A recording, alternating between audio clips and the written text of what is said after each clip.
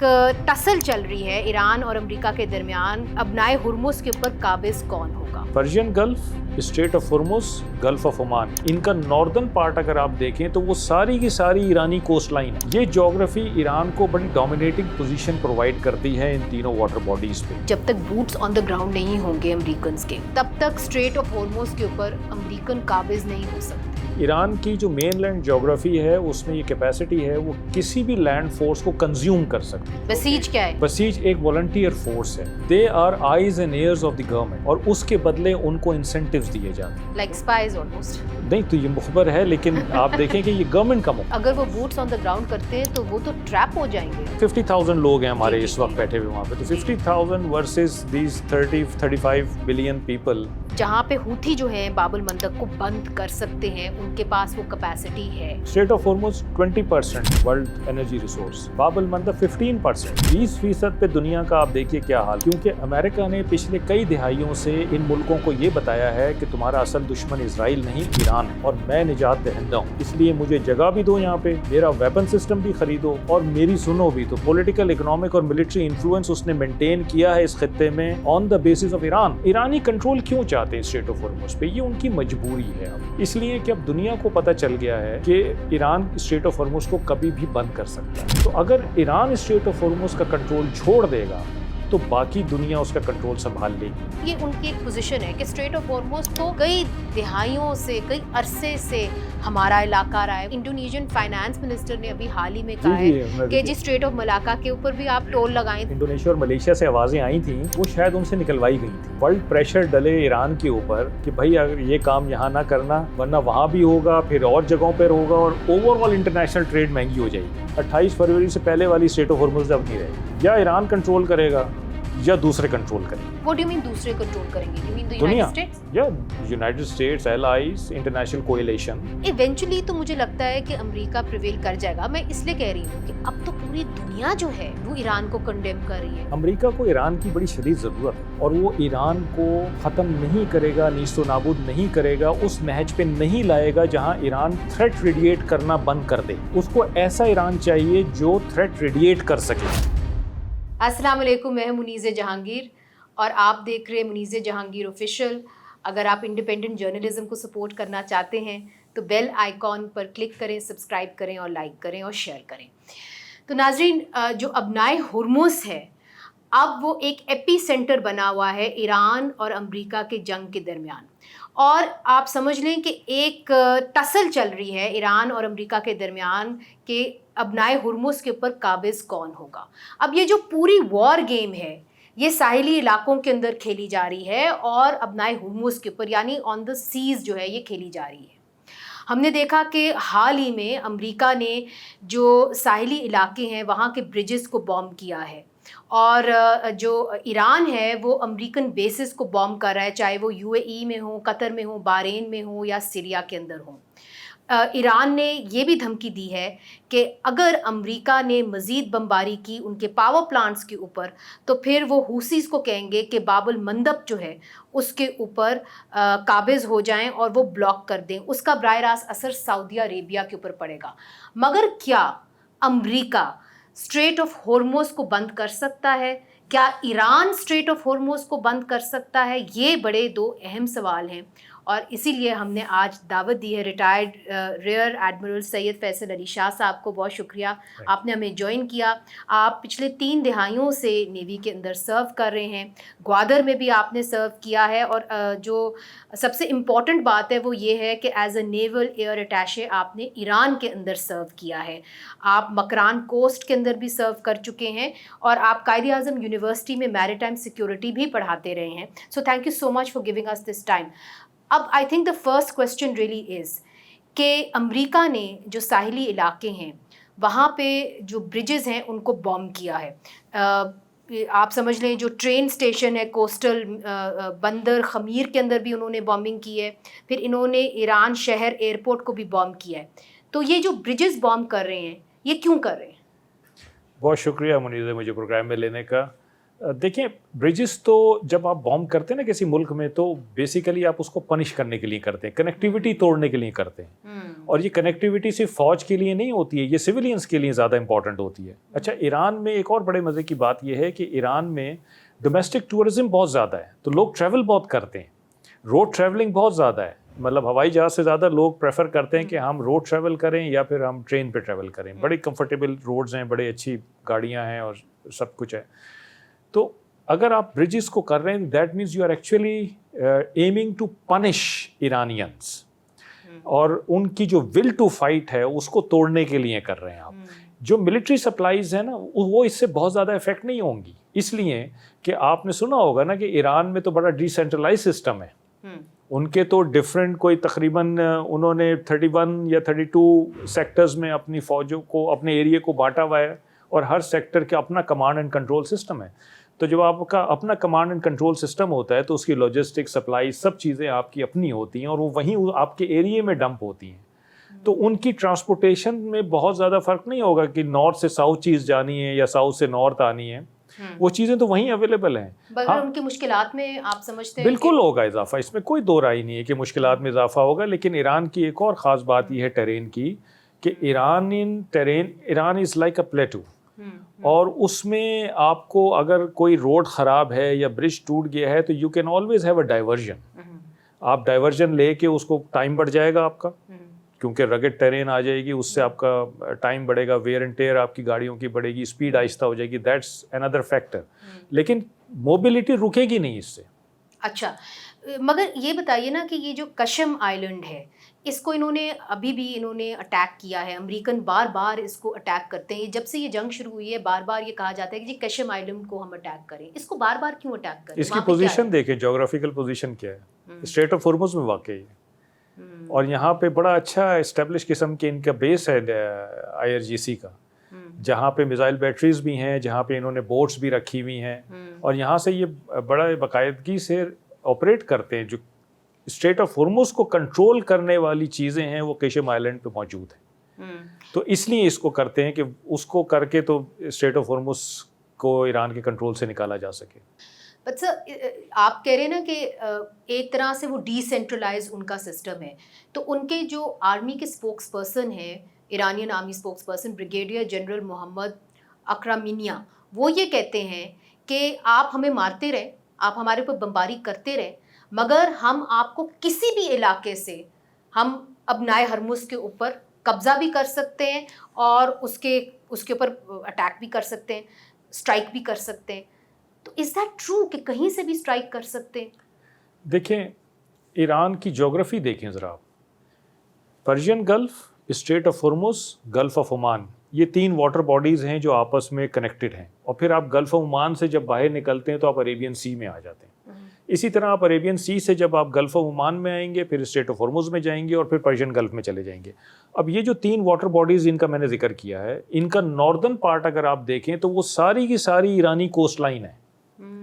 There is only 1 country in the north. نیچے آپ دیکھیں تو عمان بھی آ جاتا ہے, UAE بھی آ جاتا ہے, بحرین بھی آ جاتا ہے, وہ کہیں سے بھی, کویت بھی ہے, سعودی عرب بھی ہے, قطر بھی ہے, عراق بھی ہے. یہ ساری کنٹریز مل کے ساؤتھ بنا رہی ہیں. نارتھ پورا ایران ہے. تو ایک تو یہ ایڈوانٹیج ہے ایران کو کہ پورا نارتھ ان کے پاس ہے, پہلی چیز. دوسری چیز, یہ جغرافی ایران کو بڑی ڈومینیٹنگ پوزیشن پرووائڈ کرتی ہے ان تینوں واٹر باڈیز پہ.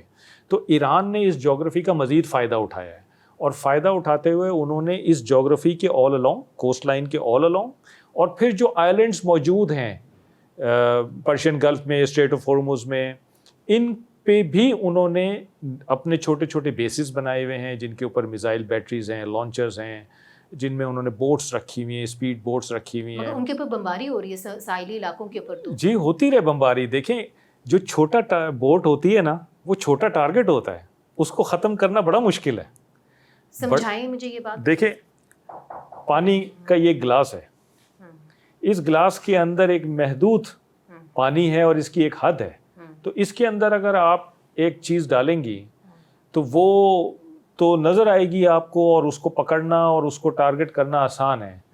ابھی آپ اسی پانی کو کر دیں سوئمنگ پول, ٹھیک ہے, اسی گلاس کو سوئمنگ پول کر دیں اور اس میں اسی سائز کی چیز آپ ڈال دیں, تو وہ اس کو بیسیکلی پکڑنا مشکل ہوگا. تو سمندر میں جب جہاز ہوتے ہیں نا پلیٹ فارمز, وہ اتنا آسانی سے ٹارگٹ نہیں ہو سکتے, لیکن کم پانی میں جب بڑا جہاز آ جاتا ہے نا تو وہ آسانی سے ٹارگٹ ہو سکتا ہے. تو کم پانی میں چھوٹا پلیٹ فارم فائدہ دیتا ہے اور بڑے پانی میں بڑا پلیٹ فارم فائدہ دیتا ہے. چونکہ ایک بات جو بار بار کہی جاتی تھی وہ یہ کہی جاتی تھی کہ جب تک بوٹس آن دا گراؤنڈ نہیں ہوں گے امریکنز کے, تب تک اسٹریٹ آف ہارموز کے اوپر امریکن قابض نہیں ہو سکتے اور تب تک وہ ایرانینز کو مات نہیں دے سکتے. اب پھر یہ بات کی جاتی ہے کہ جی خاگ آئیلینڈ کے اوپر جو ہے بوٹس آن دا گراؤنڈ ہو سکتے ہیں اور امریکہ جو ہے وہ اس کے اوپر اپنی جو فوج ہے اس کو اتار سکتا ہے. Do you think that the things are going that way now, that they will eventually have to do that in order to control the Strait of Hormuz? اگر وہ بوٹس آن گراؤنڈ کرتے ہیں امریکنز تو it will be disastrous for them. اس لیے کہ پہلی چیز ایران, مین لینڈ ایران کو دیکھیں آپ, کتنا بڑا چنک آف ٹیریٹری ہے, double the size of Pakistan ہے ایران, اور ڈیسولیٹڈ لوکیشنز ہیں, یعنی ایک شہر یہاں ہے تو کئی 100 کلومیٹر کے بعد دوسرا شہر آتا ہے. ایران کی جو مین لینڈ جغرافی ہے اس میں یہ کیپیسٹی ہے وہ کسی بھی لینڈ فورس کو کنزیوم کر سکتی ہے, نمبر 1.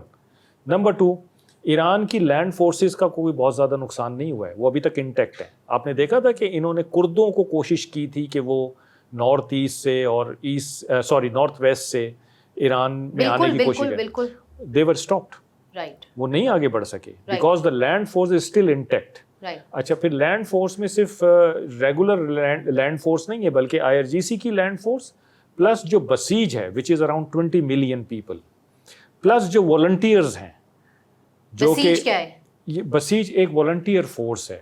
IRGC کی نو, گورنمنٹ کی they are eyes and ears of the government, اور اس کے بدلے ان کو انسینٹیوز دیے جاتے ہیں مختلف. لائک ینگ بچے ہیں تو ان کو کالج میں داخلہ, یونیورسٹی میں داخلہ مل جاتا ہے. کم عمر بھی ہے, 18 سال سے کم عمر. جی کم ہوتے ہیں بچے, مطلب یہ they are only eyes and ears, they just like spies almost. جی مطلب یہ پرانا سسٹم ہے جو کہ شاہ کے زمانے میں بھی ہوتا تھا, اور وہی سسٹم ابھی چلتا آ رہا ہے, نام اس کا چینج ہو گیا ہے. اور یہ بیسیکلی کوئی مشتبہ چیز ہو آپ کے محلے میں, آپ کے کسی گھر کے آس پاس, یونیورسٹی کالج کے آس پاس, دے رپورٹ اٹ. تو مخبر ہی ہو گیا نا سر. نہیں تو یہ مخبر ہے, لیکن آپ دیکھیں کہ یہ گورنمنٹ کا مخبر ہے. اچھا, مگر آپ کہہ رہے ہیں کہ کمنگ بیک ٹو دس, آپ کہہ رہے ہیں وہ 20 ملین ہے. They are 20 million my God, wow. اس کے علاوہ 10 ملین لوگوں سے نے والنٹیئر کیا ہوا ہے ایرانین گورنمنٹ کے ساتھ جنگ لڑنے کے لیے. So that's also one potential land force. اگر وہ boots on the ground کرتے ہیں تو وہ تو ٹریپ ہو جائیں گے. وہ ٹریپ ہو جائیں گے کیونکہ آپ کتنے, وہ کہتے ہیں 50,000 لوگ ہیں ہمارے اس وقت بیٹھے ہوئے وہاں پہ, تو 50,000 versus these 35 billion people, یہ تو کوئی اتنے زیادہ نہیں ہے. So boots on the ground is out. pretty much جو آپ کہہ رہے ہیں خارگ آئیلینڈ کو, یہ خارگ آئیلینڈ کے بارے میں دوبارہ اب آپ کو الگ بتاتا ہوں. میں تو لینڈ ماس کا بتا رہا ہوں نا, مین لینڈ کا. دیکھیں آئیلینڈ وارفیئر کی ایک خاص بات ہوتی ہے کہ آئیلینڈ وارفیئر, کیونکہ آئیلینڈز ہوتے ہیں نا, آپ سمجھیں کہ دیز آر پاکٹس, ٹھیک, and they are isolated localities in the water, اس کو آئیلینڈ کہتے ہیں آپ, ٹھیک ہے جی.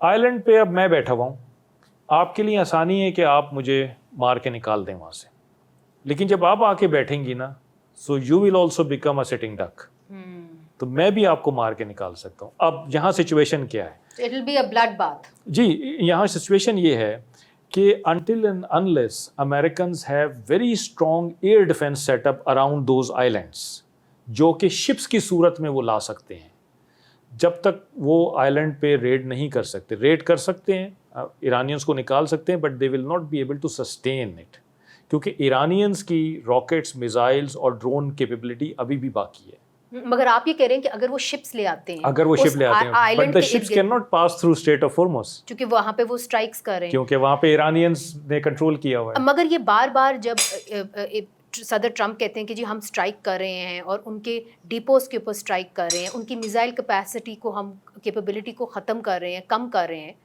سو if this goes on, will there come a point کہ ایرانینس کے پاس اتنے میزائلز نہ ہو, کیپیسٹی نہ ہو کہ وہ جو شپس آ رہی ہیں ابنائے ہرمز کے اندر وہ ان کو اٹیک کر سکیں؟ That's a very good question. دیکھیں اس جنگ سے کیا آپ کو ایک, بلکہ اس جنگ کو نہیں, آپ چھوڑیں, آپ آرمینیا آذربائیجان کی جنگ پہ چلے جائیں. رائٹ. آپ رشیا یوکرین کی جنگ دیکھیں, آپ پاکستان انڈیا کی جنگ دیکھیں, اور آپ یہ جنگ دیکھیں, ایک کلیہ نکلتا ہے نئی ماڈرن وارفیئر کا, لو کاسٹ نان کانٹیکٹ وارفیئر.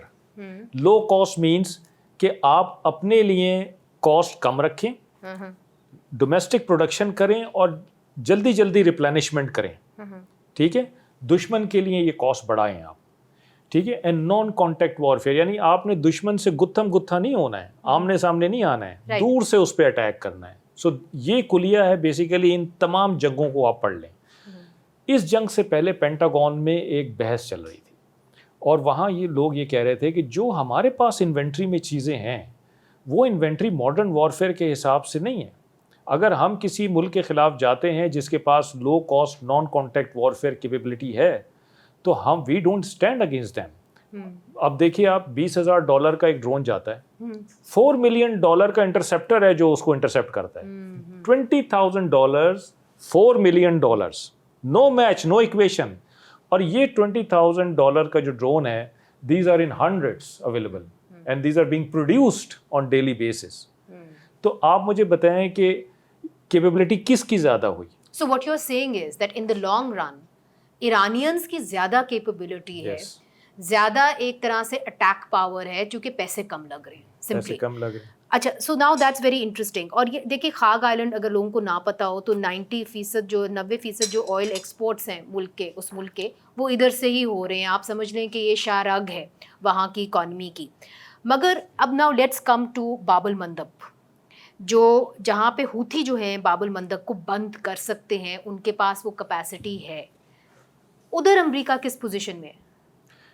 آپ 2 سال پہلے چلے جائیں, آپ دیکھیں کہ ہوتھیوں نے باب المندب کو کنٹرول کیا تھا, اور اس کے بعد امریکن اور برٹش شپس کی ڈپلائمنٹ کی گئی تھی ریڈ سی میں, اور شپنگ کمپنیز کو یہ گارنٹی دی گئی تھی کہ آپ یہاں سے پاس کریں, ہم آپ کو پروٹیکشن دیں گے.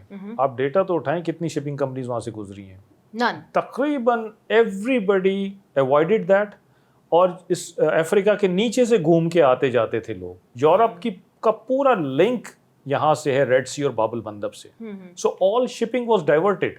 چائنا یورپ کا کنیکشن ہی یہاں سر ہے, تو وہ سارا کنیکشن چینج ہو گیا, کاسٹ بڑھ گئی, ٹائم بڑھ گیا, اور شپس جو تھے ان کو گھوم کے آنا پڑا, انشورنس کاسٹ بڑھ گئی. رائٹ. سو اس کا مطلب یہ ہے کہ افیکٹولی اگر امریکہ آگے بڑھتا ہے تو پھر ایران جو ہے وہ باب المندب پر ہوتھیوں کے ذریعے جو ہے حالات خراب کر سکتا ہے, بند کر سکتا ہے, ریڈ سی کو بند کر سکتا ہے.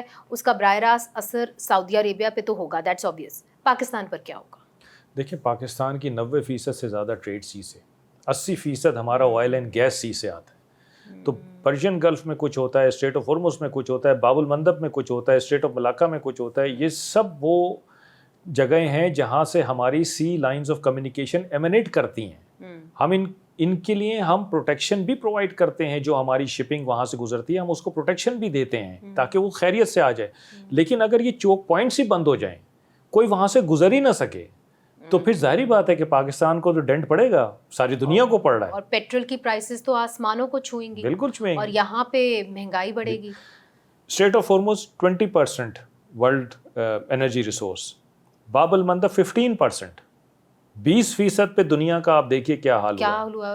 15% ایڈ کر لیں تو 35% پہ کیا حال ہوا. You right. مگر now let's look at the American position. اب تو ہم نے ایران کو ایگزامن کیا, now let's move on to the American position. Iran نے جو ہے وہ جارڈن کے اندر میزائلز فائر کیے, ان کی ایئر بیسز پہ میزائلز فائر کیے ہیں. پھر انہوں نے کویت, بحرین, قطر, وہاں پہ جو یو ایس بیسز ہیں ان کو اٹیک کیا ہے. مجھے یہ بتائیے کہ یہ امریکن کیپیسٹی کیپیبلٹی کو کتنا کم کرے گا ٹو فائٹ بیک؟ دیکھیں, what Iranians have done against Americans in Gulf countries, it is according to UN charter. کیونکہ UN چارٹر اس کو یہ الاؤ کرتا ہے کہ اگر تمہارے اوپر ایگریشن ہوتا ہے تو you can fight back. You can fight back wherever your enemy is. Right, you can تو strike وہ back. they are doing it as per UN charter. American capability سے زیادہ امریکن کریڈیبلٹی پہ بات آ گئی ہے. کیونکہ امریکہ نے پچھلے کئی دہائیوں سے ان ملکوں کو یہ بتایا ہے کہ تمہارا اصل دشمن اسرائیل نہیں ایران ہے, اور میں نجات دہندہ ہوں, اس لیے مجھے جگہ بھی دو یہاں پہ, میرا ویپن سسٹم بھی خریدو, اور میری سنو بھی تو پولیٹیکل اکنامک اور ملٹری انفلوئنس اس نے مینٹین کیا ہے اس خطے میں آن دا بیسس آف ایران. اور اب یہ بھی کہا ہے کہ ہم تمہیں تب پروٹیکٹ کریں گے جب تم پیسے دو گے, اگر تم سرمایہ کاری کرو. پہلے تو کہا کہ ہم تمہارے پر سروس چارج لگائیں گے, پھر اگلے دن صبح کہہ دیا صبح اٹھ کے کہ نہیں چلو سروس چارج نہیں لگاتے ہیں, مگر یہ ہے کہ تم پھر سرمایہ کاری کرو ہمارے ملک کے اندر. So I mean it's almost like a threat کہ ہن تانوں چاہیے ہے کہ اگر because it's a credibility issue. It's a credibility issue now, not capability. But what about a capacity issue? Now, I'm trying to see کہ کس حد تک یہ ان کی ڈیفینس میکنزمس کو کم کرے گا, یہ جو اسٹرائکس بار بار ہو رہی ہیں.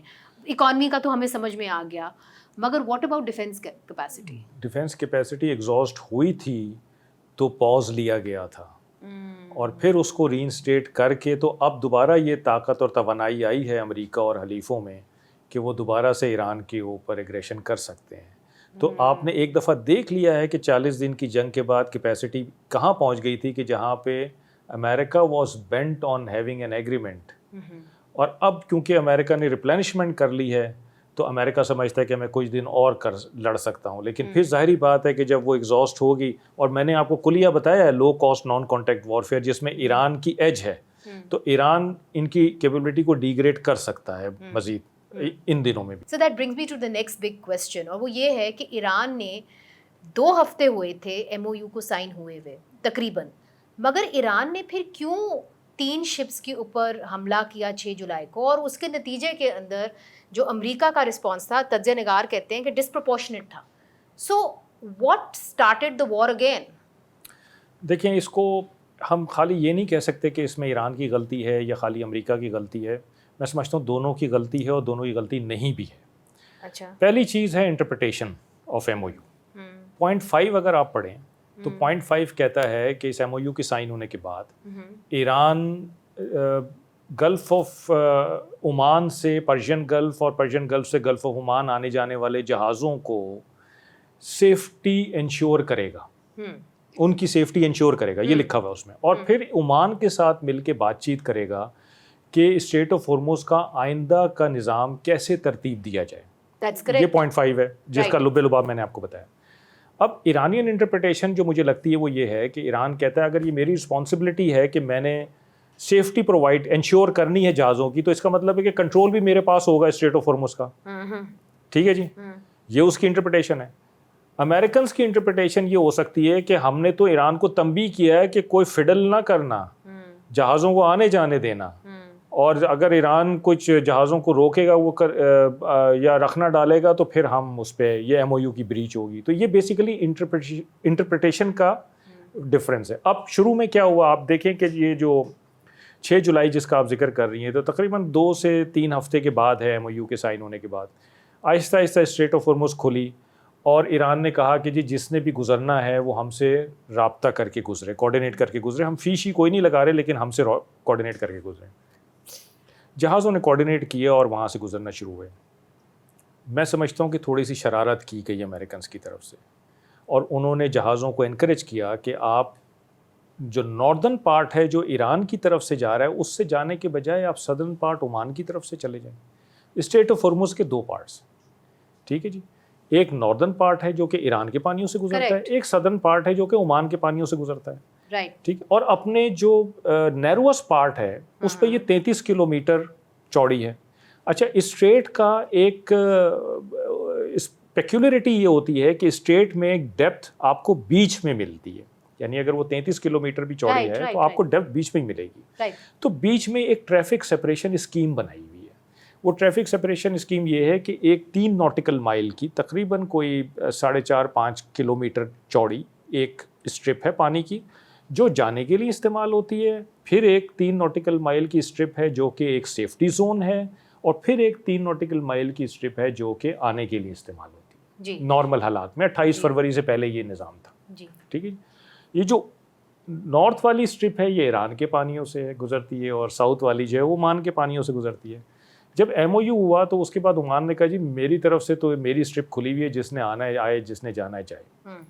ایرانیوں کی انڈرسٹینڈنگ یہ تھی کہ اس میں کیونکہ پوری اسٹریٹ آف ہارموز کی ذمہ داری میرے اوپر ڈالی گئی ہے تو عمانی پارٹ ایرانی پارٹ دونوں کو میں دیکھوں گا.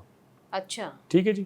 اچھا, اب انہوں نے جہازوں کو ڈسکریج کیا کہ آپ سدرن پارٹ سے نہ جائیں, آپ ناردرن پارٹ سے گزریں, جو میں آپ کو راستہ بتا رہا ہوں اس راستے سے آپ گزریں, تاکہ ایرانیوں کا کنٹرول رہے اسٹریٹ آف ہارمز پہ.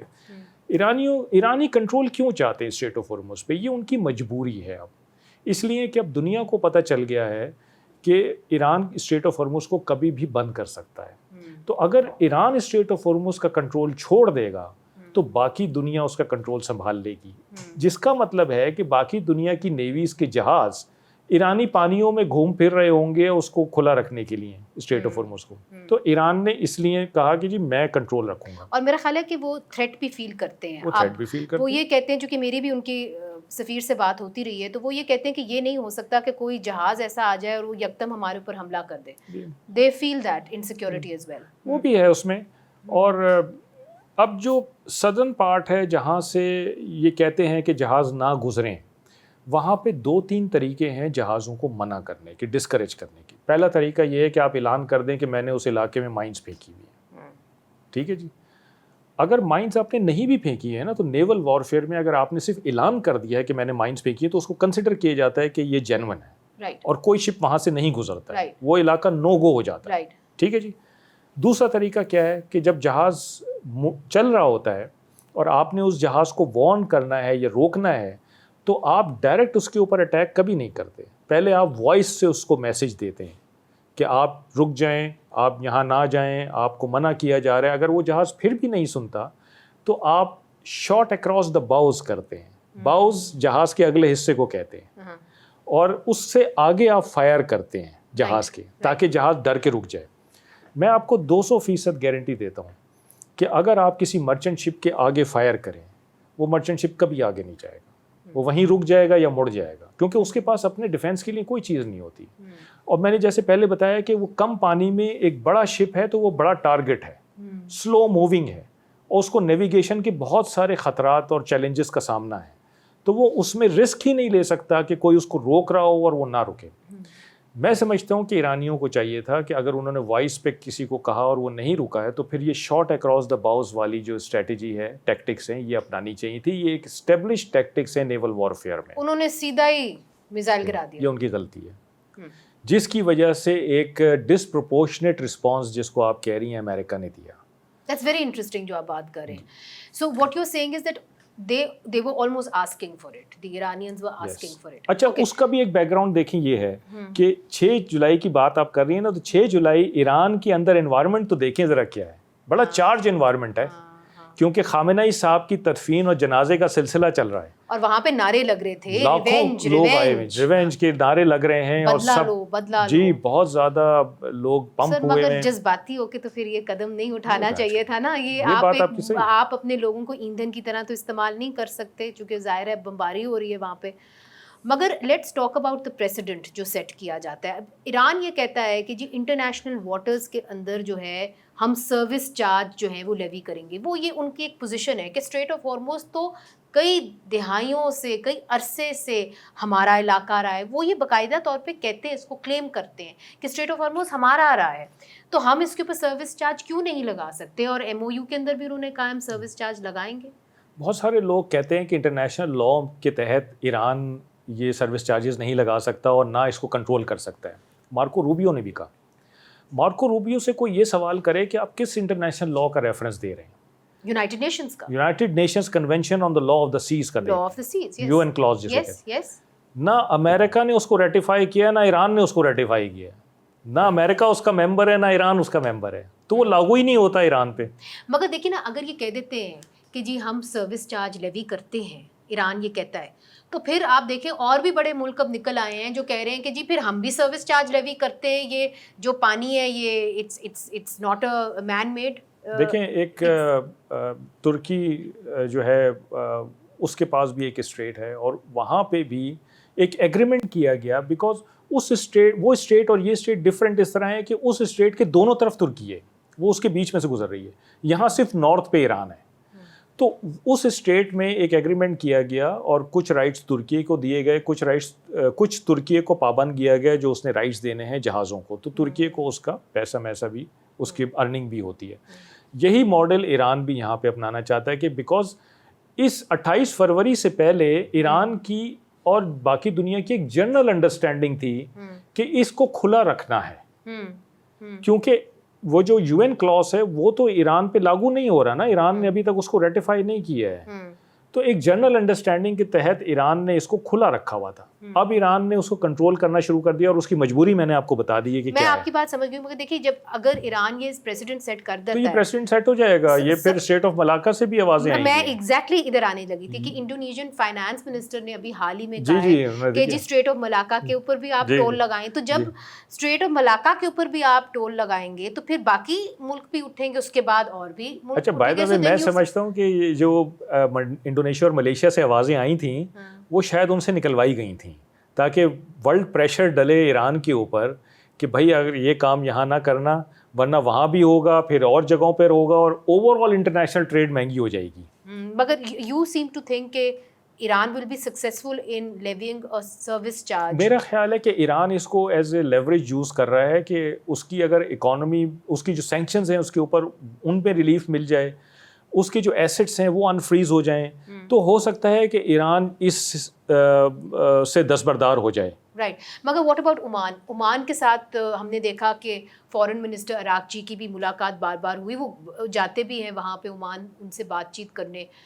تو از Oman interested in also, because they will also be getting money, and once they get that kind of money from the Strait of Hormuz, they don't really need more money. دیکھیں Oman چاہے گا کہ ایران سارا کام کرے اور earning میری بھی ہو جائے، ٹھیک ہے جی. اچھا اگر عمان نہیں مانتا ہے تو میں سمجھتا ہوں یہ ایک ڈینجرس سچویشن ہو جائے گی، بیکاز ایرانین کہ جی سروس چارج نہیں لگاتا، کہ سروس چارج ایران کے ساتھ مل کے ہم نے لگانے ہیں یا اسٹریٹ آف ہرمز کو ہم نے مل کے کنٹرول کرنا ہے. اگر عمان کہتا ہے نہیں جی میں نہیں کرنا چاہتا، یہ جو لائکلی ہے کہ وہ یہی کہے گا، تو it becomes a dangerous situation, because ایرانینس کے پاس یہ کیپیبلٹی ہے کہ وہ عمانی پارٹ والی جو اسٹریٹ آف ہرمز ہے اس میں رخنا ڈال سکتے ہیں، اس میں کوئی ہرڈلز ڈال سکتے ہیں جس کی وجہ سے جہازوں کو مشکلات پیش آ سکتی ہیں. تو میرا خیال ہے کہ عمان واٹ یو سیئنگ از کہ اسٹریٹ آف ہارمز سے پھر کوئی بھی جہاز پاس نہیں کر پائے گا، چاہے وہ ایرانین سائڈ سے ہو چاہے وہ عمان کی سائڈ سے ہو. ایرانیز تو چاہتے ہیں کہ ہماری سائڈ سے پاس کریں سب، نہیں وہ تو میں سمجھ گئی، وہ چاہتے ہیں. اچھا اب اسٹریٹ آف ہارمز کا فیوچر کیا ہوگا، یہ ایک سوال میرا خیال ہے ہمیں ڈسکس کرنا چاہیے کہ اس کا اسٹیٹس اور اسٹیچر میں کیا فرق پڑے گا. میرا یہ خیال ہے کہ اسٹریٹ آف ہارمز کا اسٹیٹس اور اسٹیچر دونوں میں ڈفرینس آ جائے گا آنے والے وقتوں میں، کم ہوگا اوبویسلی. جی اسٹیٹس تو یہ ہے کہ 28 فروری سے پہلے والی اسٹریٹ آف ہارمز اب نہیں رہے گی، یا ایران کنٹرول کرے گا یا دوسرے کنٹرول کریں گے.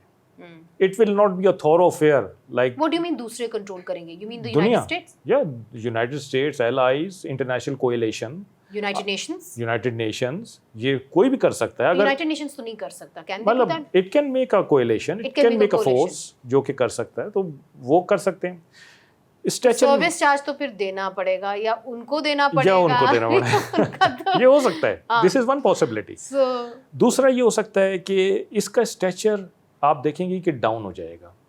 ابھی سارے ممالک جو اس پہ ڈپینڈنٹ ہیں وہ آلٹرنیٹ روٹس ڈھونڈیں گے، اسپیشلی جو خطے کے گوادر.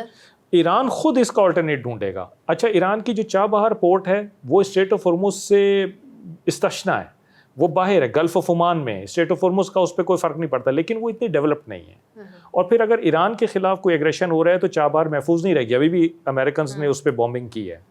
تو ایران میرا خیال ہے اپنی پائپ لائنز بچھائے گا south to north, east to west to east, اور اس میں پاکستان راہداری بن سکتا ہے، اس میں آذربائیجان راہداری بن سکتا ہے، اس میں ترکمانستان راہداری بن سکتا ہے.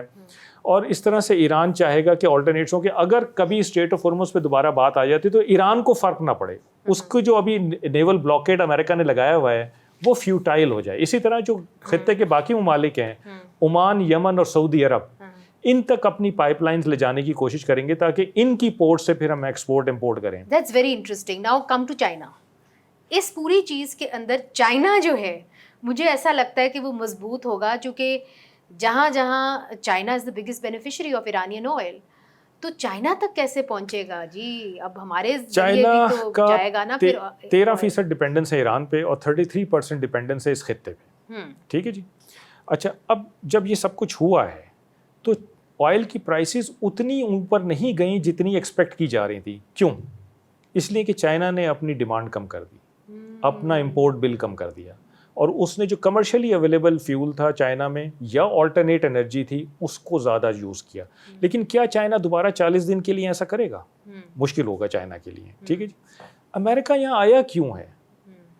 اگر آپ U S national security strategy پڑھیں جو نومبر 25 میں آئی تھی, اس میں اس نے کچھ کور فارن پالیسی انٹرسٹ دیے ہوئے ہیں.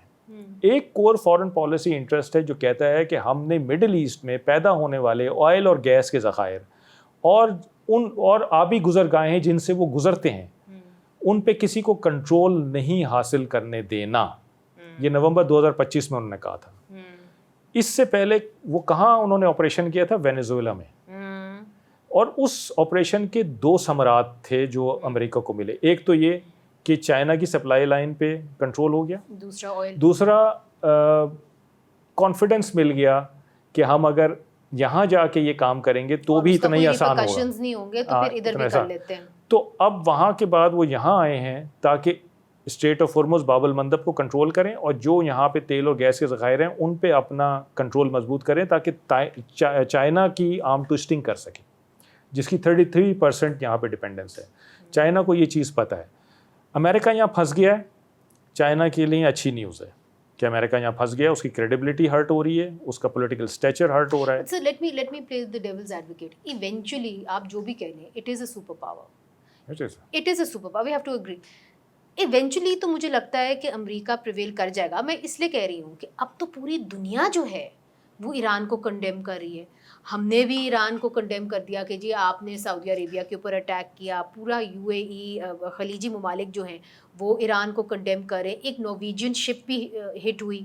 سو انڈیا نے ڈیماش کیا ایرانینز کو. So it seems to me that they have painted Iran black for show, an unreasonable adversary. ایک انٹرسٹنگ اینگل دکھاؤں آپ کو. امریکہ کو ایران کی بڑی شدید ضرورت ہے.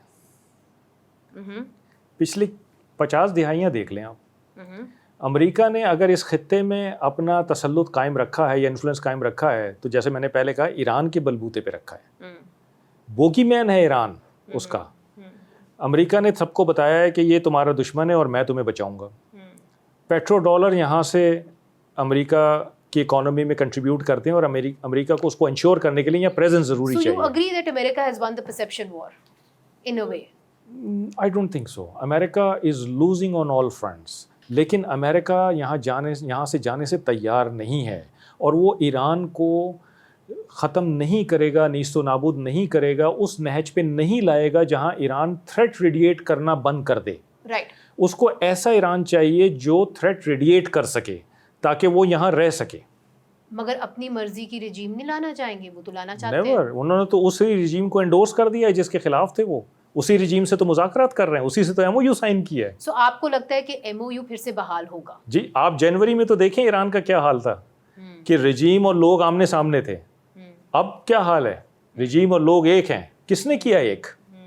امریکہ نے کیا ہے بیسیکلی. تو امریکہ نیڈز ایران جو ہے وہ امریکہ کی ضرورت ہے, اسی لیے تو ایران بھی امبولڈنڈ ہے. مگر دیکھیں آپ ایران کے اندر رہ کے آئے ہیں, میری بھی بات ہوتی رہتی ہے وہاں پہ ہیومن رائٹس ڈیفینڈرز سے, وہاں پہ صحافیوں سے, اور وہ یہ کہتے ہیں کہ دیکھیے اس سے پہلے کہ یہ جنگ شروع ہوئی تو ایک پاپولر اپرائزنگ تھی وہاں کی اسٹیٹ کے خلاف, اور وہ کہتے تھے کہ آپ ہمیں بولنے کا حق ہمیں نہیں ہے, انفلیشن بہت زیادہ ہو گئی ہے, مہنگائی کی وہ بات کر رہے تھے. پھر ہم نے دیکھا کہ ان کے اوپر گولیاں بھی برسائی گئیں, اس کے اندر ہلاکتیں بھی ہوئیں. سو what will happen to Iran? Inside of Iran, what will happen? Will there be again another uprising? Do you see that happening? دیکھیں ایک تو جو اپرائزنگز ہوئی ہیں نا ان کو صحیح کانٹیکسٹ میں دیکھنے کی ضرورت ہے. ایران میں اپرائزنگز ہوتی رہی ہیں اور government has been very accommodative also. میں 2018 میں ایران چھوڑ کے آیا تھا, پھر 2022 میں گیا اور پھر میں پچھلے سال 2025 میں گیا. جو 2015 میں جب میں پہلی دفعہ ایران گیا تھا اور 2025 میں جب میں لاسٹ ٹائم ایران گیا ہوں, زمین آسمان کا فرق ہے ایران میں. جو سوشل لبرٹیز اب ہیں 2025 میں وہ 2015 میں سوچ نہیں سکتے تھے. Is it enough? Too little, too late تو نہیں ہے. No, it may not be enough. دیکھیں nothing is enough. ہر قوم کا اپنی حکومت کے خلاف گریونس ہوتا ہے اور وہ باہر نکلتی ہے. ٹھیک, اگر اس میں شر پسند عناصر ہیں جو کہ پبلک پراپرٹی کو ڈسٹرائے کریں گے یا دوسرے لوگوں کو ماریں گے تو پھر گورنمنٹ کا حق بنتا ہے ان کو روکنا. ٹھیک ہے جی, لیکن گولی سے. اگر وہ گولی یوز کر رہے ہیں تو وائی ناٹ گورنمنٹ. گورنمنٹ اپنے اگر ڈیفینس میں کر رہی ہے یا لوگوں کے ڈیفینس میں کر رہی ہے تو گورنمنٹ کی گولی جائز ہے. پھر یہ تو پرسیپشن ہے نا کہ گورنمنٹ نے چلائی ہیں گولیاں, لیکن ایسا ہوتا نہیں ہے, ایسا ہوتا نہیں ہے, میں نے دیکھا نہیں ہے ایسا. رائٹ. اب آپ نے گوادر میں بھی سرو کیا ہے, آپ یہ کہہ رہے تھے کہ اگر اسٹریٹ آف ہارموز کی اہمیت کم ہوتی ہے تو پھر گوادر کی ایک دم زیادہ ہو جاتی ہے. مگر اگر گوادر سے ہم نے یہ شپس لے کے آنی یا جانی ہے تو وہاں پہ جو بلوچستان کے اس وقت حالات ہیں ان کو تو پھر ٹھیک کرنا ہوگا نا جی. دیکھیں اس کا کیا افیکٹ ہوگا؟ لوگوں کو آن بورڈ لینے کی ضرورت ہے. میں آپ کو ایک چھوٹی سی مثال دیتا ہوں. دیکھیں ہم جب ملٹری پلاننگ کرتے ہیں نا تو ہمارے یہاں ایک بڑی امپورٹنٹ چیز ہوتی ہے جس کو کہتے ہیں سینٹر آف گریوٹی.